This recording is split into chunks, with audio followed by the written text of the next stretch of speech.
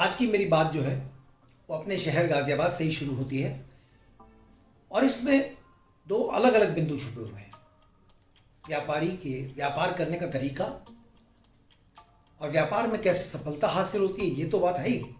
साथ में व्यापारी के कमाने का चरित्र किस हद तक पहुंच सकता है, ये भी आप जानेंगे। बात बहुत छोटी सी है।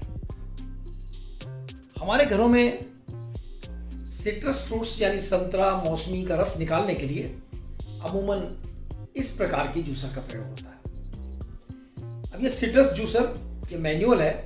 आज से इस पर मौसमी रख करके हम लोग जूस निकाला करते हैं। बचपन से ही इसकी आदत पड़ी हुई है और तकरीबन हर घर में मौजूद होता है। और कहीं यात्रा में भी जाते हैं तो बड़े आराम से हम इसमें मौसमी का या संतरे का या किन्नू का जूस निकाल सकते हैं। अब किन्नू का जूस का मौसम हो तो मन करता है कि कहीं अगर यात्रा पर जाएं तब भी हमारे पास एक बड़ा हैंडी इक्विपमेंट होना चाहिए और घर में भी हर वक्त बड़ी मशीन या मोटर से चलने वाला सिट्रस जूसर नहीं होता है। तो कभी कभार थोड़ा बहुत जूस निकालने के लिए ये बहुत ही हैंडी टाइप का इक्विपमेंट है जिसमें हम तुरंत जूस निकाल लिया करते हैं। अब चूंकि घर में ढूंढने पर जब ये जूसर नहीं मिला तो इसकी तलाश में मैं शहर में गया। हमारे शहर में एक क्षेत्र है, डासना गेट का क्षेत्र। वहाँ पर आसपास प्लास्टिक की बहुत सारी दुकानें, ढूंढते ढांढते एक दुकान पर ऐसा जूसर मुझे मिल गया। जूसर की कीमत पूछी तो उसने 80 रुपए कीमत बताई। हालांकि ऐसा ही जूसर हम पिछले ही साल 40 रुपए में ले गए थे। तो इतना 40 रुपए से 80 रुपए कुछ गले नहीं उतरी बात। फिर भी चूंकि जरूरत थी इसलिए एक जूसर 80 रुपए का खरीद लिया। हालांकि उसके बाद उसने कहा कि एक और प्रकार का मॉडल आने वाला है जिसके अंदर आप सिट्रस फ्रूट ही नहीं लेकिन अनार जैसे फलों का भी जूस निकाल सकते हैं। खैर, इस जूसर को लेने के बाद में 80 रुपए का ये जूसर बार्गेन करके मैंने उसको 75 रुपए में मनवा लिया और 75 रुपए में ये जूसर लेकर के मैं बहुत खुश अपने घर पहुंचा।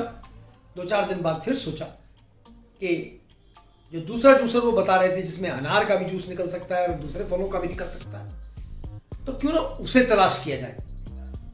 दोबारा उस दुकान पर गया तो नहीं मिला। उन्होंने बताया कि कुछ मालीवाड़ा में दुकानें हैं, उनमें से किसी दुकान पर मिल जाएगा। तो वो जो जूसर था वो इस प्रकार का था। ये मैंने खरीदा है, इसकी कहानी बाद में बताऊंगा। इस प्रकार का जूसर था। अब इस जूसर में ये है कि ये आमतौर पर जैसे सिट्रस फ्रूट का निकलता है जूस, तो इसमें इस प्रकार से रख करके सिट्रस फ्रूट के जो जूस होते हैं जैसे संतरा, मौसमी या इस तरह भी जूस निकाला जा सकता है। और इसी को रिवर्स करके अगर रखा जाए तो इससे प्रेशर दे करके किसी भी फल का और जूस निकाला जा सकता है। जैसे अंगूर है, अनार है, किसी भी फल का जूस इस प्रकार से भी निकाला जा सकता है। जूसर अच्छा लगा।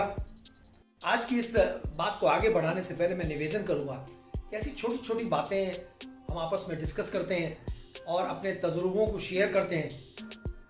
शायद आपको अच्छा लगता होगा, इसीलिए सब्सक्राइबर दिन ब दिन मेरे चैनल से जुड़ रहे हैं। तो मेरा निवेदन है कि अगर आप भी अगर चैनल से नहीं जुड़े हैं तो नीचे जहाँ सब्सक्राइब लिखा है उसका बटन दबाएं और साथ में घंटी का बटन भी दबाएं ताकि आगे भी हम अपनी वीडियोस के साथ आपको जुड़े रखें।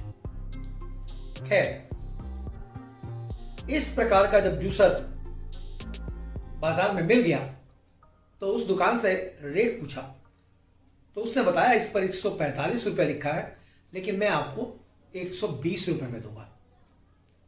मैंने उससे बहुत रिक्वेस्ट की और आखिर में वो 110 रुपये पर एग्री किया।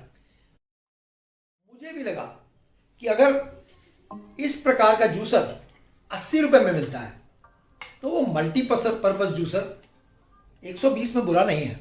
लिहाजा मैंने 120 का वो जूसर खरीद लिया। कुछ दिनों बाद मेरे पास एक पब्लिसिटी फोल्डर आया जिसमें राजनगर के एक मॉल के अंदर सेम जूसर दिखाया गया था जिसकी कीमत 49 रुपीज लिखी थी। मुझे क्यूरियोसिटी हुई मुझे ऐसा लगा कि ये दोनों ही जूसर खरीद करके मैं ठगा गया हूं, क्योंकि वो सिंपल जूसर मैंने 80 का खरीदा, इस प्रकार का जूसर मैंने 100 से ज्यादा रुपए में खरीदा। तो अब ये जूसर बाजार में 49 का अवेलेबल है। हाँ, हो सकता है बड़े स्टोर के अंदर बहुत बड़ा लॉट आए तो उन्होंने सेल लगाई होगी, लिहाजा मैं उस मॉल में गया और एक जूसर और मैंने खरीद लिया, ताकि ऑफिस वगैरह में रखेंगे, वहां कभी जूस निकालने के काम आ जाएगा। 49 रुपीज की कीमत मुझे कुछ खास नहीं लगी, लिहाजा मैंने वहां से वो जूसर खरीद लिया।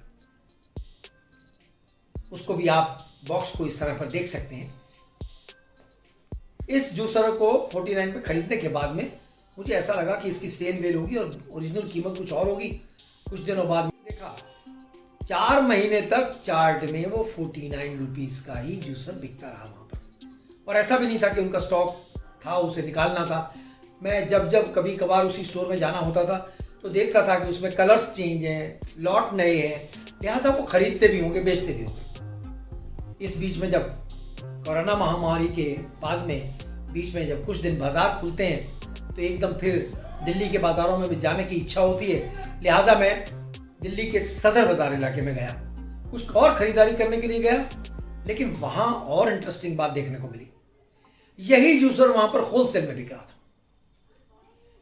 यही जो मल्टीपर्पज जूसर जो मैंने आपको बताया, इस प्रकार का जूसर सेम पैकेट्स वहां पर बिक रहे थे, और मुझे देख करके अचंभा हुआ कि 1 डजन का जो बॉक्स था वो 360 रुपए का था।